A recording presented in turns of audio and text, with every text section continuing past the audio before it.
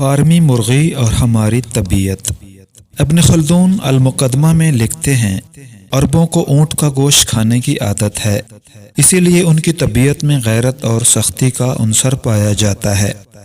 ترکوں کو گھوڑے کا گوشت کھانے کی عادت ہے، اسی لیے ان میں طاقت، جرأت اور اکڑ پن کا عنصر زیادہ پایا جاتا ہے۔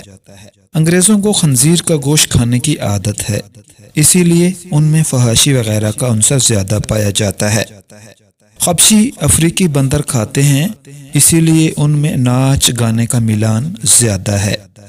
ابن القیم رحمۃ اللہ علیہ فرماتے ہیں، جس حیوان کے ساتھ انس ہوتا ہے، اس کی طبیعت میں اس حیوان کی عادتیں غیر شعوری طور پر شامل ہو جاتی ہیں، اور جب وہ اس حیوان کا گوشت کھانے لگ جائے تو اس انسان کے ساتھ مشابہت میں مزید اضافہ ہو جاتا ہے۔